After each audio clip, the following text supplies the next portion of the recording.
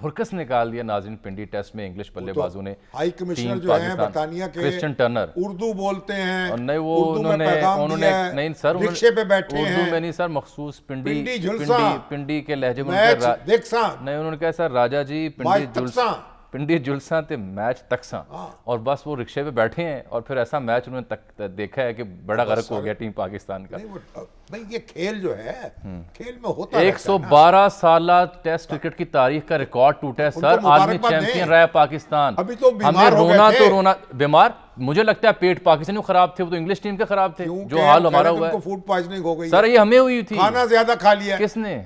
हमने खाया है। हम खाते हैं कढ़ाइयाँ दुम्बे और सिफारशी प्लेयर खिलाते हैं। मिर्जा इकबाल बेग सब सीनियर स्पोर्ट्स एनालिस्ट हैं। जनाब आपको जहमत इसलिए दी है कि 112 साल टेस्ट तारीख का रिकॉर्ड टूटा है पाकिस्तान में। होम टीम के साथ ये सब कुछ हुआ।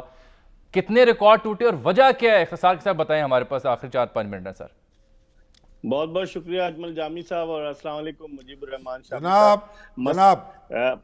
जी, अब मसला ये है कि 145 साल तारीख है। 1877 में पहला टेस्ट मैच हुआ अजमल जामी साहब, तो अब आप अंदाज लगा लें 145 साल में ये पहला मौका था कि किसी भी टेस्ट मैच के पहले दिन किसी टीम ने 500 रन बनाए, और ये पहला मौका है कि किसी टेस्ट मैच के पहले दिन किसी भी टीम के 4 बैट्समैनों ने सेंचुरियां स्कोर की, रन्स के अंबार लगाए। आज अंदाजा लगाए 73 चौके उन्होंने मारे इंग्लिश बैट्समैनों ने और 3 छक्के।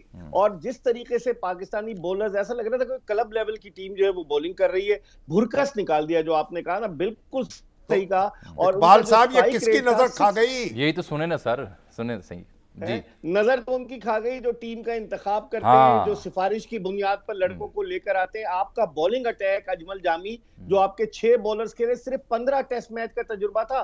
13 टेस्ट मैच नसीम शाह ने खेले, 2 टेस्ट मैच जो है वो सलमान अली आगा ने। 3 बॉलर्स पहली मर्तबा टेस्ट खेल रहे थे, मोहम्मद अली, जाहिद महमूद और हारिस। ये क्या हम क्या जिम्बाब्वे के खिलाफ उतरे थे टेस्ट खेलने के? इतने लोगों को चांस देना था और इतनी कम तजुर्बा का टीम उतारी। ये तो रमीज राजा साहब बेहतर तौर पर जवाब दे सकेंगे। आज वो टहलते हुए नजर आए, शायद आपने टेलीविजन पे देखा होगा, वहां मेन मीडिया जो उनका मेन वीआईपी बॉक्स है। और रमीज राजा साहब चेयरमैन बनने से पहले अजमल जामी ये कहते थे अग्रेसिव क्रिकेट खेलो, हम ये कर देंगे, हम वो कर देंगे। 13 सितंबर 2021 को जब इन्हें इमरान खान साहब ने पीसीबी का चेयरमैन बनवाया था, तो इन्होंने कहा था कि हम नई पिचेस बनाएंगे, हम बिल्कुल क्रिकेट को तब्दील कर देंगे। कहां गए वो बुलंदो बांग दावे? लोग बड़े ये जो तजुर्बा किया उनकी तो बताए ना नाज़रीन को, कौन से खिलाड़ी खिलाएं और उनकी क्या कारहाय नुमाया है जिसकी बुनियाद पर वो आज उतरे हैं मैदान में। अब तो इस्तीफा दे देना चाहिए उनको, जिम्मेदारी कबूल करते हुए। वो तो रिकॉर्ड कायम कर दें वो भी। इस मुल्क में अगर ये रिवायत पड़ जाए तो फिर हम कहां से कहां चले जाएं। लेकिन जो जामी साहब आप सवाल कर रहे हैं, आज 30 साल फास्ट बॉलर मोहम्मद अली सियालकोट के, उनको डेब्यू कराया। 1 सीजन की परफॉर्मेंस पे 2 सीजन की। फिर जाहिद महमूद दादू के 34 साल लेग स्पिनर, उनको डेब्यू कराया।